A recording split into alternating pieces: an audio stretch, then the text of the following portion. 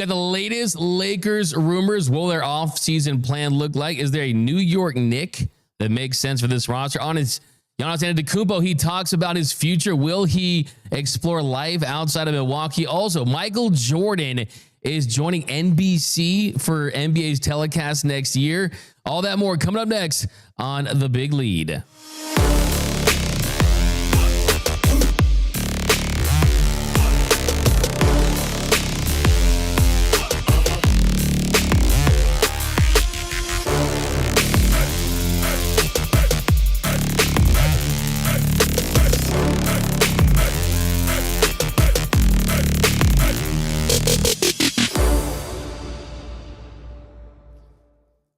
What is up, and welcome to The Big Lead, the hottest stories in sports. My name is Doug McKain. You can follow me on X and Instagram at DMac_LA. If you're new to the channel, now's the time to join. Hit the notification bell. It's going to be a wild off season for the NBA. Lakers fans, we talk lots of Lakers here. We're doing a giveaway. Once we hit 2,000 subs, we're giving away a Luka Doncic number 77 Lakers jersey. All you have to do is subscribe to the channel, have the notification button on, and comment Luka Magic down below. Talking lots of hoops, talking lots of football, but it is the NBA playoffs, and we're going to start with a guy who dominated the NBA playoffs. And that, of course, is Michael Jeffrey Jordan. And just an hour ago, it broke that NBC is going to have Michael Jordan as a special contributor to its NBA coverage beginning this fall. And NBC released a statement saying, a legendary addition to our team. We're thrilled to welcome Michael Jordan as a special contributor to the NBA on NBC and Peacock. And NBC, they're back in the NBA space. And that's the most exciting thing. The NBA on NBC was peak NBA. And they are back in with TNT, not a part of the broadcast moving forward. You got Amazon, ESPN, and NBC has an 11-year agreement that starts with the 2025 and 2026 season. And the big question now, though, is what is Michael Jordan's role going to be with NBC? Because for a long time after his playing days, he was the owner of the Charlotte Bobcats. It turned into the Charlotte Hornets. He was involved heavily in his racing team with Danny Hamlin, but now he's going to be back on a network that he helped really build as far as their sports goes. Because look, make no mistake about it, the NBA has been really, really good last couple of decades. From the Kobe Shaq three-peat era, Duncan and Parker Ginobili, Kobe and Shaq again. I mean, Kobe and Powell with the winning two, and then you had the Celtics run. You had the Thunder. You had LeBron James and the Cavs and the Warriors. It's been really solid for sure. It's been good, but it hasn't gotten close to what it was when Michael Jordan was at the peak of his powers. If you look at the most watched games in the history of the NBA, they're all Michael Jordan games, and then Game 7 of the 2016 NBA Finals, Cavs and Warriors. Game 1, the most watched game in the history of basketball, the most watched game ever, was Game 6 of the 1998 NBA Finals, Michael Jordan's last game with the Chicago Bulls. 35.9 million average viewers in that one. Then you've got Game 6 of the 1993 NBA Finals.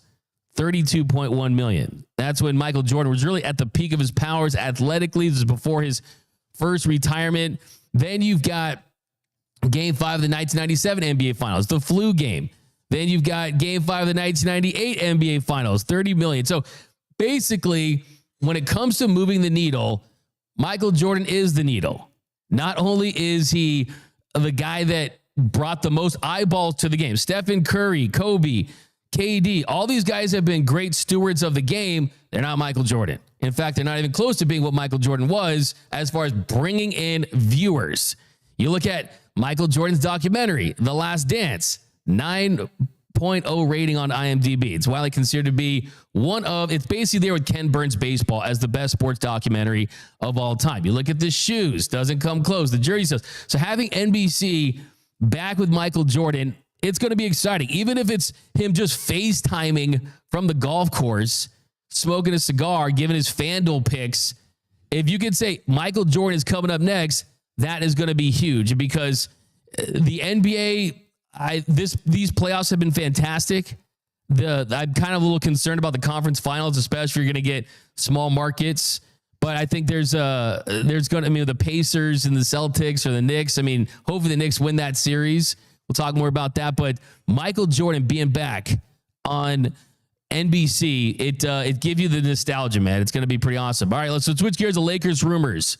All right, so the rumor today, Bleacher Report, they put out a piece, Greg Schwartz from Bleacher Report, and he linked the Lakers with Mitchell Robinson from the Knicks. And in that deal, Mitchell Robinson would go to the Lakers, and the Lakers would ship out Jared Vanderbilt. And it does make sense for sure. There's a lot to like here.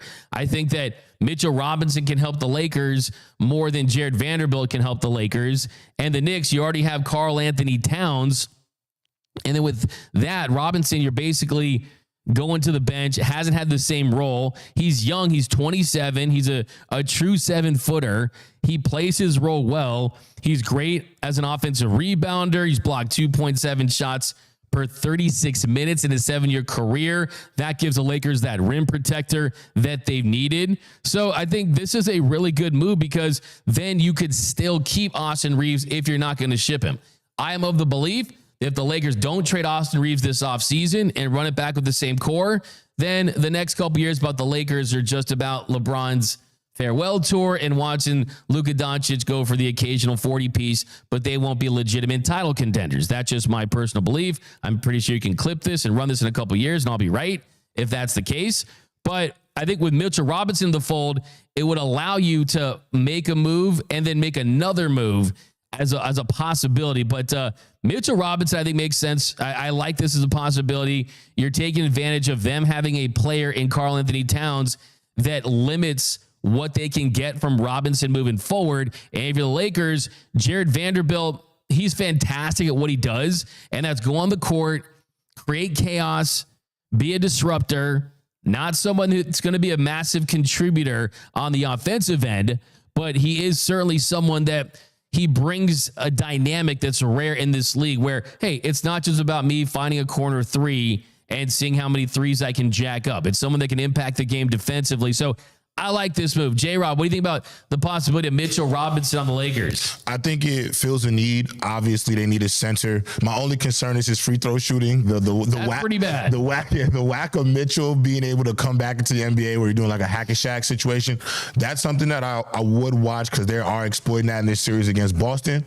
However, I do think in terms of fit and need, he does everything you look for. He's a good rim protector. He's a physical center on the block. And so I think he could come in and actually thrive alongside Luka and LeBron. Just needs to work on the free throw shooting. Certainly. And look, you look at his numbers. I mean, the guy averaging 5 points per game and almost 6 rebounds and say, oh, wow, he's going to save the Lakers. But I do think that the big key is, okay, we keep those picks and then we can make a bigger move. That's for a center, a frontline guy. That's great. Doesn't necessarily have to be that. You can also add shooting, add another wing defender. So, yeah, I mean, with the way that centers are used in this league, Luka doesn't need a center to come in and score 34 or 20. He needs a guy that can be a lob threat, play good defense. And that's why the Lakers primarily lost to the Timberwolves, is because Rudy Gobert turned into Will Chamberlain having a ridiculous 27-24 game because there was zero rim protection, offensive rebounds, or defensive rebounds. So I'm in on that. All right, next, let's talk about Giannis. So Giannis Antetokounmpo, he could turn into really the biggest story this offseason. Giannis is still a top 3 player, easily. He's someone that in the right situation with the right pieces could win another 1 or 2 MVPs. That's how good he is. And early this morning, Shams Charania, he put out a report that Giannis is open to exploring the best fits out of Milwaukee.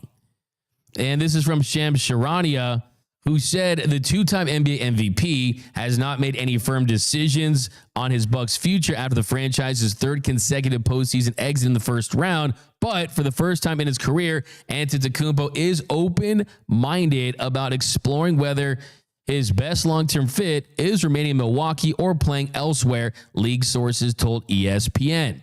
He said teams have approached the Bucks frequently over the past few years about the availability of Antetokounmpo as a normal exercise, and they're expected to ramp that up and their due diligence during Combine Week, according to league sources. So essentially, teams have continually tried to ask if Giannis was available. Tried to see, hey, is there any chance that you guys are going to move on from Giannis Antetokounmpo, someone that is coming off one of the best seasons of his career? I think that being in Milwaukee, being on a team that you added Damian Lillard, unfortunately had the health issues, the blood clot leading to the Achilles tear. Kyle Kuzma wasn't a success for them. The team got old very quickly. You had coaching changes. It felt like a one championship type team. That's just how it always felt. And then you trade Drew Holiday, Middleton gets older. It never felt like a team that was built for long-term success. But Giannis is still built to win now. And I think if the number one priority for him is winning multiple championships and trying to continue to ascend on the all-time list, then he should absolutely make it very clear to the Milwaukee Bucks that he's not happy there.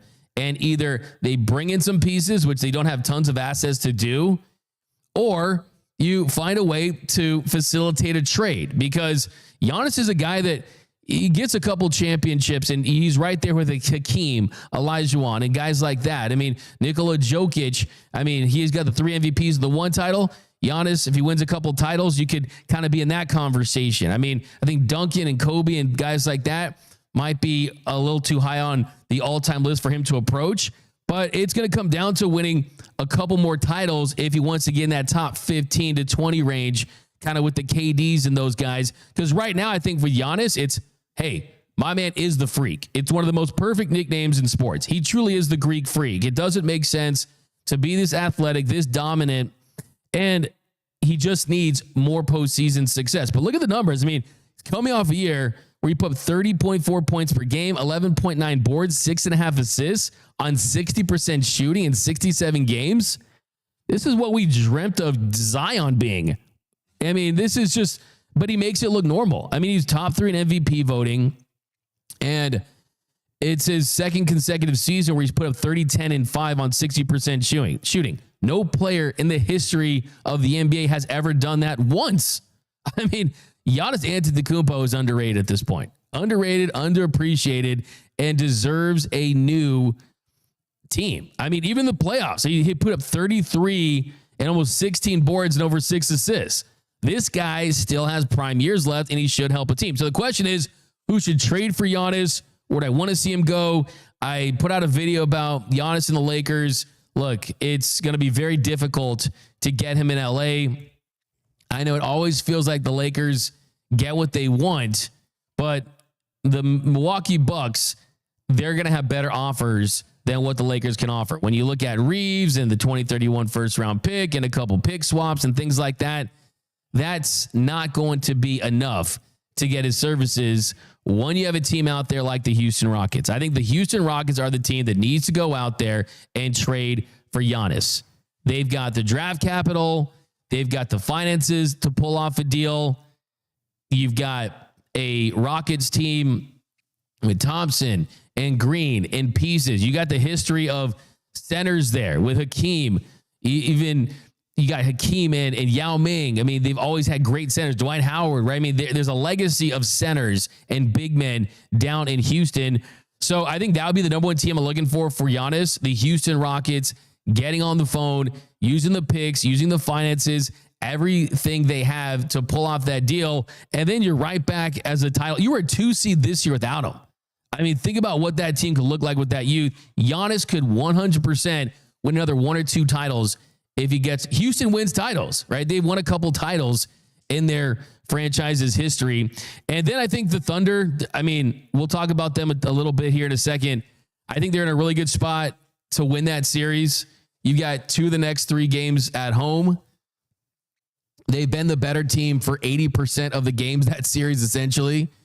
They could be up 3-1 if they didn't melt down there in game 1. But they have a ton of picks. SGA, he's been like a B so far in the playoffs.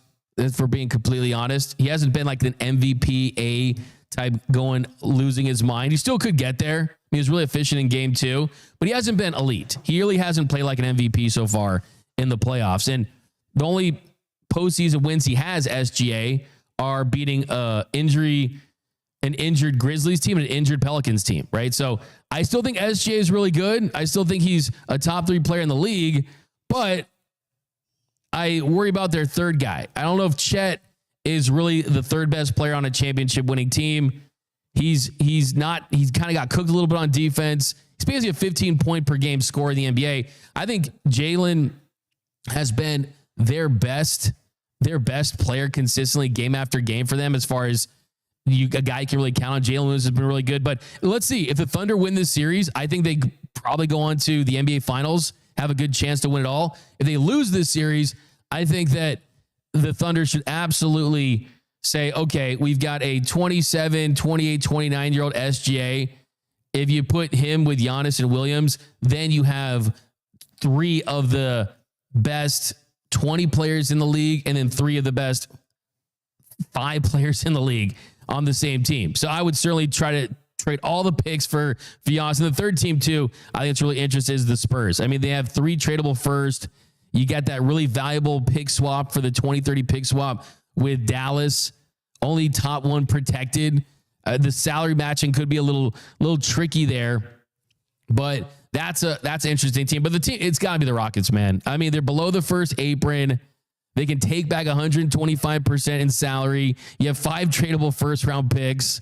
You could also trade a guy that, like, if you're the Rockets, and why the hell would you ever take AR if you can get Sengun, right? Why would you ever do that, right? I mean, that doesn't make any sense at all. I mean, Fred VanVleet, some filler, 5 first round picks for Giannis, and you can give up Sengun, 2 or 3 first round picks, Tate, filler. I mean, it's got to be the Rockets. It's got to be the Rockets. I take those 3 first plus Sengun over whatever the Lakers can bring up anyway. But J-Rob, if you could pick one team for Giannis, who would it be? The New York Knicks. Realistically, I actually like the San Antonio Spurs. Yeah, I think the fit with him and Wemby would be masterful, and I think it would be perfect. It'd be like a right time in between, like that Tim Duncan, David Robinson. You get like some great prime years left for Giannis, while he also teaches Wemby how to be a superstar. That'd be awesome. I mean, some Twin Tower action. I do think, yeah. For some reason, San Antonio. I mean, I'd be cool with it too. It'd be interesting if I'm Wemby, like, man, you know, I mean, first you got to get him healthy. They're transitioning for life after Pop. They win titles there. You know, they really do. They got De'Aaron Fox. I think that team would easily. I mean, if Giannis comes to the West, it shakes up the West. Easily. Like it makes them the prohibitive favorite for the foreseeable future. And that's the other thing too, if you're the Thunder too. Even if you kind of like your nucleus and you won 68 games at a really historic rate, even if you like that nucleus, if you get word that Houston's inching closer to Giannis, if you get word that San Antonio's going to do it, those are the teams you're going to be competing with. Yes. Let's just be honest. It's going to be very difficult to compete in the West. If Giannis comes here for the next 3-4 years, he's still really, really good. That's another reason why I think there could be a massive, massive bidding war. I would give the Lakers probably like a 5% chance of getting Giannis. Yeah. If you guys want to keep 100 with you, I think that's definitely the case. All right. Switching gears to Derek Carr. Derek Carr announced his retirement over the weekend. 34 years old. Comes as a surprise. Has been dealing with a shoulder injury. And I think that the discussion this weekend about Derek Carr was just kind of like, hey, what's his legacy like? I mean, this is someone who was kind of touted as a top 10 to 15 quarterback for a while. Someone that was kind of viewed as, okay, maybe he gets you to the playoffs. It's a 4-time Pro Bowler, which is, I mean, the Pro Bowl is the Pro Bowl, right? His career, he threw for tons of yards. I mean, 41,245 yards, 257 touchdowns to 112 interceptions. He definitely was a quarterback that was fun to watch in his prime for sure. But I think that his legacy is a guy that was a extremely mistake-prone quarterback that made some bad interceptions and frustrating times that made you want to pull out your hair, but also a guy that was just in a really tough spot when it comes to coaching changes. I mean, the guy, he played for 9 different coaches. 9 different coaches. He had 2 different coordinators with the Saints alone. It's kind of wild to think that he never really just kind of felt in this right situation where he was kind of built to kind of thrive. He did release a statement about his retirement where he said, upon reflection of prayer and in discussion with Heather, I have decided to retire from the National Football League. For more than 11 years, we have been incredibly blessed, and we are forever grateful and humbled by this experience. It's difficult to find the right words to express our thanks to all the teammates, coaches, management, ownership, team officials, and especially the fans who made this journey so special. Your unwavering support has meant the world to us. Yeah, that's a nice statement. I appreciate that he's kind of doing what's best for him, for sure. I think if you're the Saints, your long-term answer is definitely in flux. You got Spencer Rattler, Jake Haener. I mean, they go 0 for 7 this past season. You brought in Tyler Shuck with the 40th pick in the last NFL draft. But yeah, that's going to do it for Derek Carr and his career. He's hanging him up. So yeah, I think his legacy, solid player. I think he made the most of kind of the talent that he did have by playing for mostly bad teams. You'll remember Derek Carr for sure. I'll remember Derek Carr as one of the most thin-skinned quarterbacks in the history of professional sports. I remember when I worked at Chat Sports covering the Seahawks and the Bears a long time ago, and Derek Carr was on a blocking spree, and almost everyone, we had a contest how many people in the office in the company could get blocked by Derek Carr, and I think 8 people got blocked in 2 hours. And there was a saying: there's 2 types of Twitter users, those blocked by Derek Carr and those who will be blocked by Derek Carr. So he was pretty thin-skinned. I mean, he was good. I think there was a point in time where Derek Carr was a top 10 quarterback in the NFL. There was. And you can't say that about a lot of quarterbacks in the history of the game. He was just in bad spots. I mean, think about this. In 11 years, he played in just 1 career playoff game. It was a loss in the 2022 AFC wildcard game. So, yeah, tough for Derek Carr. But what do you make of Derek Carr's legacy, J-Rob? Just kind of what he thought on him retiring. It's pretty shocking, too. Honestly, I wasn't expecting it. I saw a tweet that said Derek Carr's either the best bad quarterback I ever seen or the worst good quarterback that I've ever seen. I like that. And I was like, that makes so much sense. And obviously, his career, he has all the accumulative numbers and stuff like that.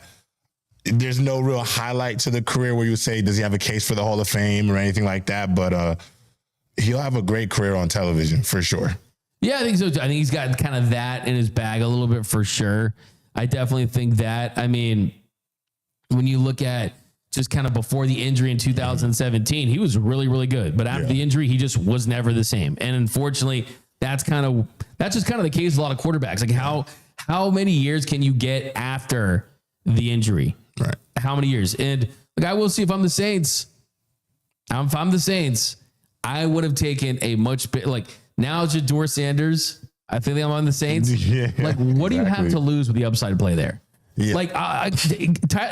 Tyler Shuck's not winning a Super Bowl with the Saints, right? No, he's not. He's someone that has a chance to be solid, to be pretty good, to be this and that, but he's not going to do it like Bo Nix did last year, where Bo Nix got picked later and then you saw him play, holy crap, Bo Nix is good.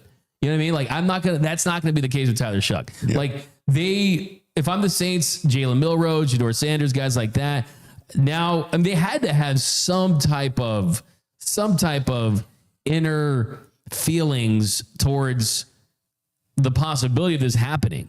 I mean, he had that labral tear in his right shoulder, and it also says that he had significant degenerative changes to his rotator cuff. That's what the Saints revealed on Saturday when he announced his retirement. So yeah, I mean, and the thing is, he was in the third year of a 4-year, $150 million contract, and it's got to be tough. I mean, he was feeling a lot of pain.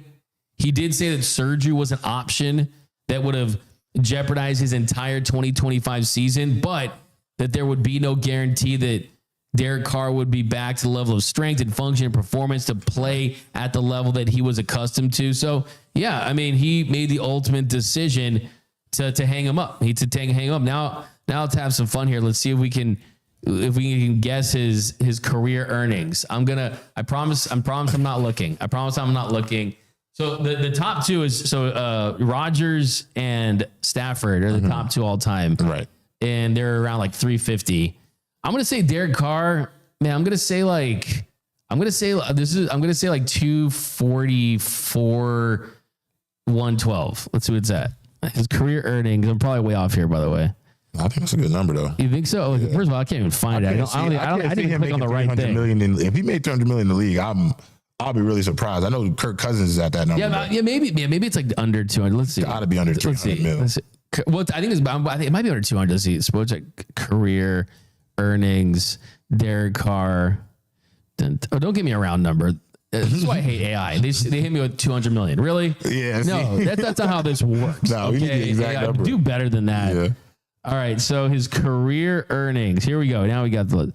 Oh my goodness! It is so just under. So it's 205, 666, 395. Okay. Yeah. Anytime you feel bad for these dudes, go up their SPO track.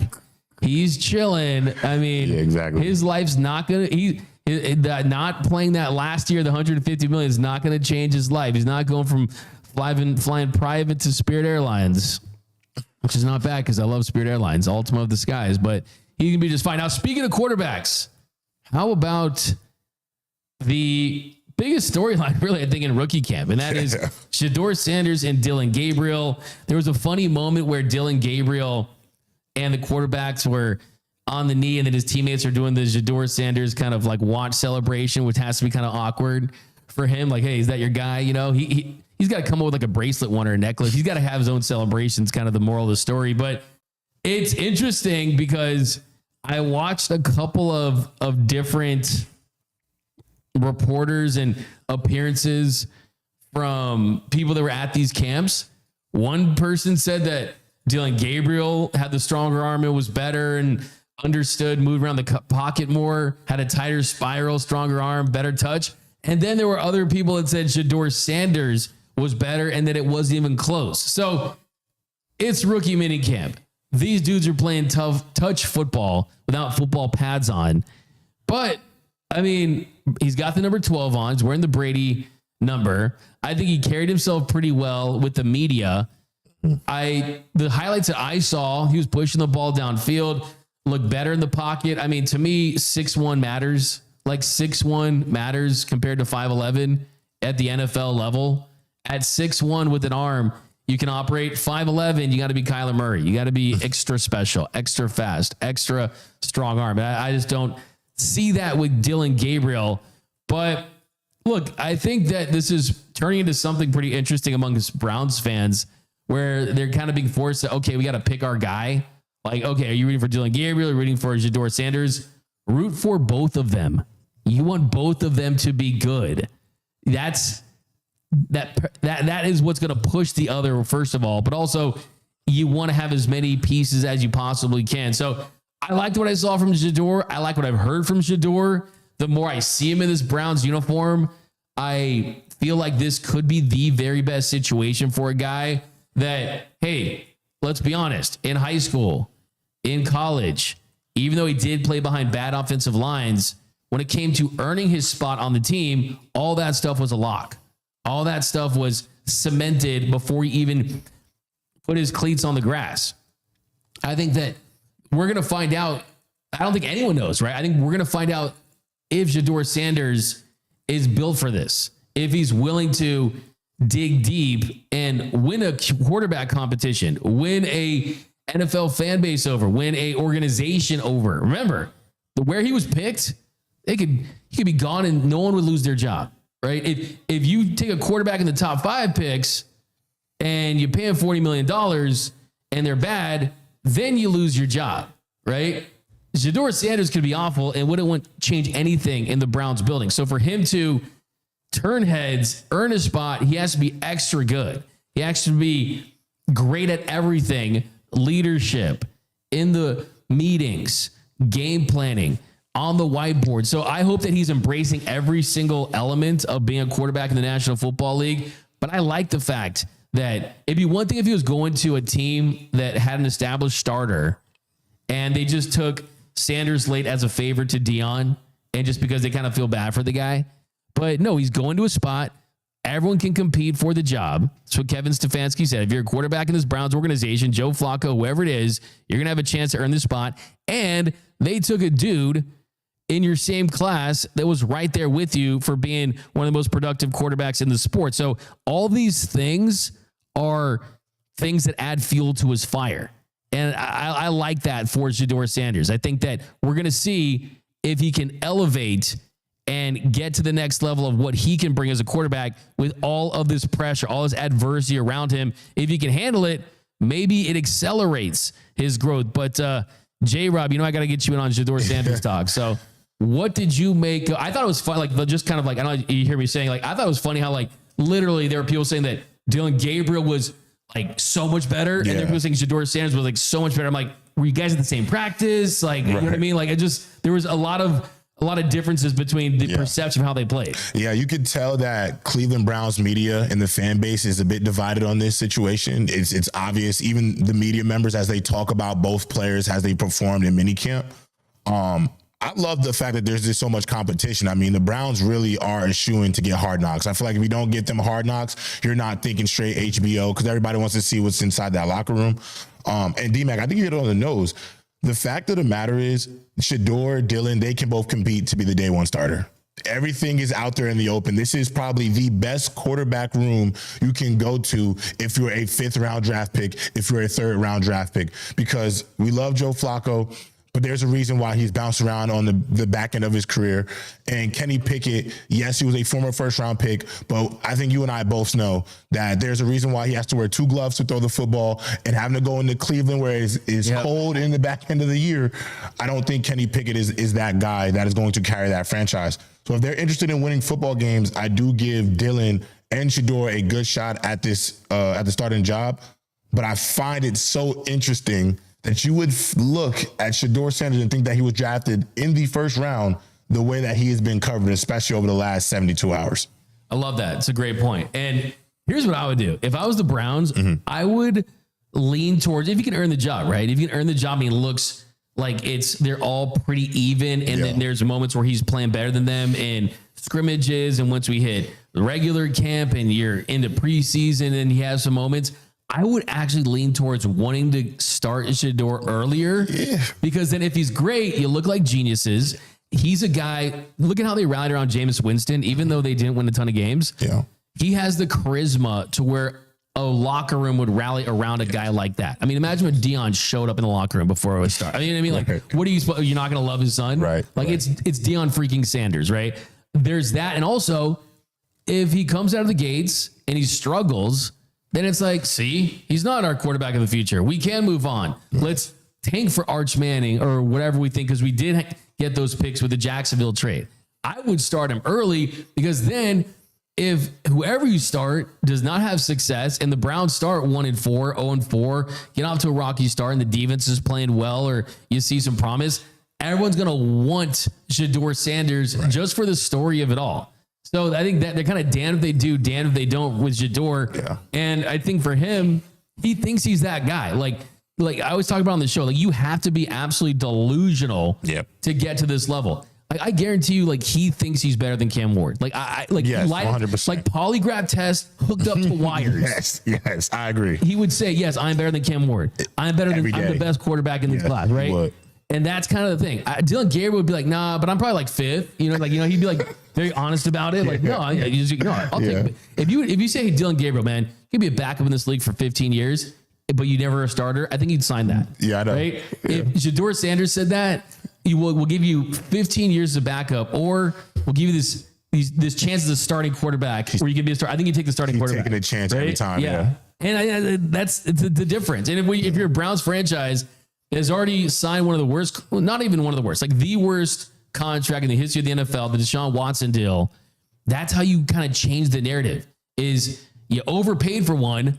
If we can give him for the cheap, that makes up for it to a degree, right? So start Jador Sanders. All right, so a couple more here. Knicks, Celtics. I was afraid of this. I internally expected this. I didn't want to think too much about it just because I didn't want to give it life. But Celtics go in and they take game 3, and now it's starting to look like, okay, the Celtics, they know what they're doing because at some point, those averages are going to start averaging. You're going to get that positive regression to the mean. They shot 12 for 48 on wide open threes through the first 2 games. That's 25%. And then in game 3, they were 12 for 19. They shot 63% from wide open threes. I mean, when Pritchard's making 5 for 8, I mean, that's just, they're tough to beat. And then they're making threes, not turning the ball over. Jason Tatum had a better game. This series looks like it's a 6 or 7 game series. I would not be surprised if the Celtics win game 4. I think the Celtics got a massive wake-up call, and the Knicks they're the team that everyone wants to win. They're the team that's really found something as a group, and you got clutch performers in Jalen Brunson, but the Celtics, I think, are the better team. I'm not saying they're going to for sure win this series, but I do think we're looking at a 6 or 7 game series. I would not be surprised if the Celtics win tonight. What do you think, J-Rob, though? I mean, if they hit threes like that, don't turn the ball over. I mean, they had to win one, D-Mac. Obviously, I think it was very wishful thinking if you thought the Knicks were going to go in there and be up 3-0, sweep the Boston Celtics up. But I just think the Knicks are the tougher team. I think if they can continue to run those guys off the line and force them to do something in the paint, the Celtics very much, Rudy Gay said it. He said, I feel like NBA players now, they get in the paint, don't really have a plan. I think the Celtics very much in a lot of ways are that way. I don't think Jason Tatum's been great at the rim. Jaylen Brown has been their best player at the rim. But if you can get them to be a little bit inconsistent shooting because they are so reliant. Even in the game they won, D-Man, they shot 40 plus, they shot 40 plus threes. So they're going to shoot a high volume of threes. If you can keep them below 30% and force them to try to get more shots at the rim, I think the Knicks are more than capable of coming out on top. And I think the Garden tonight on Monday is going to be absolutely electric. I think everybody is prepared for the Knicks to go out there and win. Be ready for a 40-point game from Jalen Brunson. It's going to be that type of night, and I do see them winning this game, going back to Boston up 3-1. I hope you're right. I think the Celtics even the series, though. I really think they do, but I hope you're right. All right, couple more here. Nuggets Thunder. If you watched that game yesterday, it was the worst shooting first half in the history of the world. Both teams not hitting threes, not hitting free throws. It was an absolute disaster. SGA wasn't playing great, played better in the second half. Jokic, he struggled throughout, and I really think the Nuggets, they missed their opportunity. And we'll see. This is the similarity between this series with the Celtics is the Nuggets are the team that you kind of surprised on the road. You kind of have control of the series. And then now the Thunder, they tie things up.